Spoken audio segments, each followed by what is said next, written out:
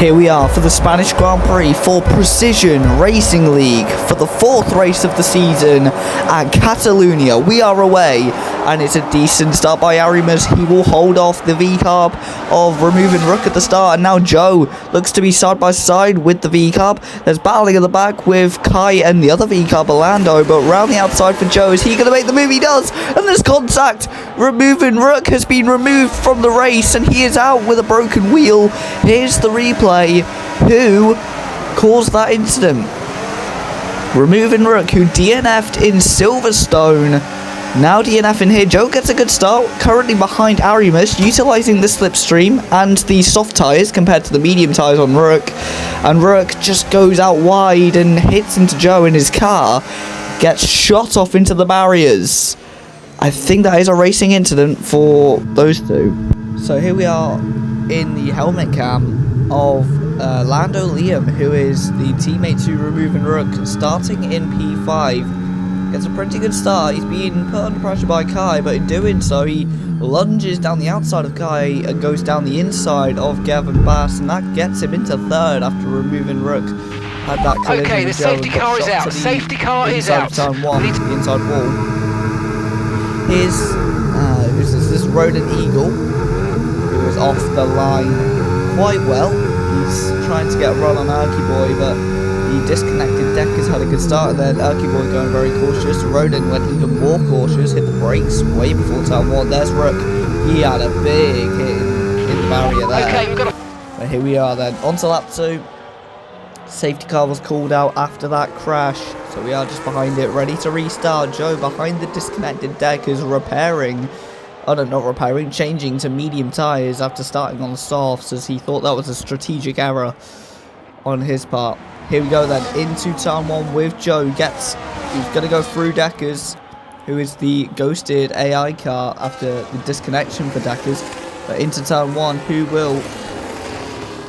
where will Joe be able to go? He's behind Ronan Eagle at the moment in that Chrome McLaren. Is Joe going to be able to make any gains here? And is anyone else going to make any gains? Everyone's very close to each other. As off for Erky Boy on the exit of turn 4, just before turn 5, Ronan Eagle gets past Joe, looking to the outside, gets shuffled out, run out of road, and now he's going to have to wait for another opportunity. Who's this? This is Lando Liam, who's now in second after Joe's pit stop, but he's now fighting the Ferrari on soft tyres, and he goes to the inside very aggressively and cuts off the Scuderia from making any kind of move on him. So nice driving there by Liam out of turn 1 and 2 into turn 4. The Mercedes looking for a move on the Ferrari, as you see in the rear view mirror, and the Ferrari goes off, the Mercedes goes through. Meanwhile, back to turn 1 here on lap 5 with Ronan Eagle on board with the McLaren, who understeers off at turn 1 and 2. It's the worst game ever, man. Ronan not feeling the best about the game after struggling with handling issues in the McLaren, heading round the last few corners here. It's off for Ronan, he's just hit the gravel and he's in the wall hard. Are you okay? Here at the Spanish Grand Prix on the penultimate corner, Joe absolutely stunned, and he's just been jumped by Gavin Bass as the safety car is called out. As here we are on lap 8, the safety car went in, and now Joe's all over the back of Gavin Bass, heading into turn 5. Now, in a minute, we're about to get a little bit of footage of Ronan Eagle walking back to the garage. Oh no, man, sorry.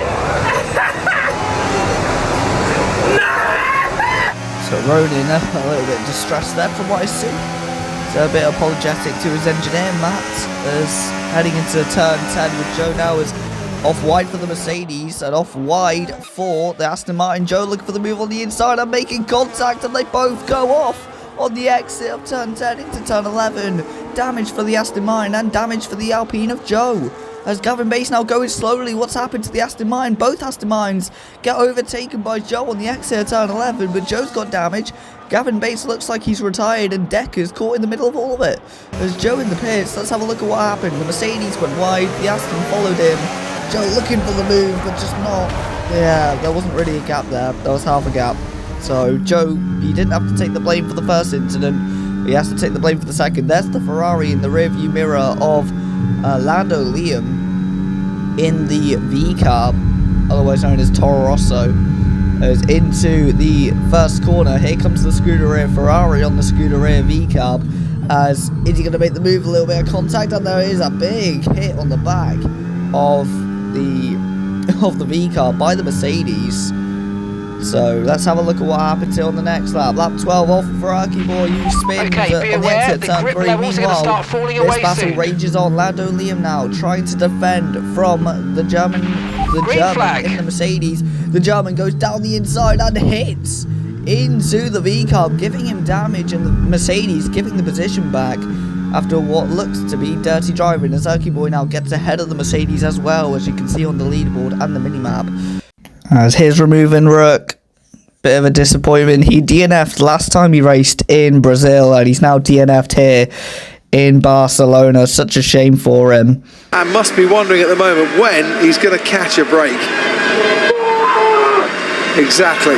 It's like he'd gone into a heavyweight title fight and was trying to take on Anthony Joshua with both hands tied behind his back. Precise stuff there from Crofty, as I have to stop you there because off Ferrari boy again at turn 3, and it looks like one of his last Deckers, who looks like he's struggling as well with Erky boy at turn 3.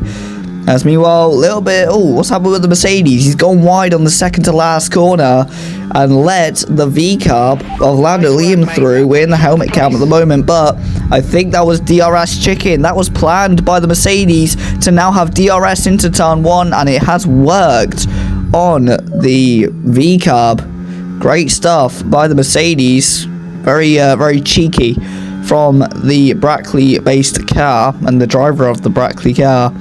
Here we are on lap 24, the same lap.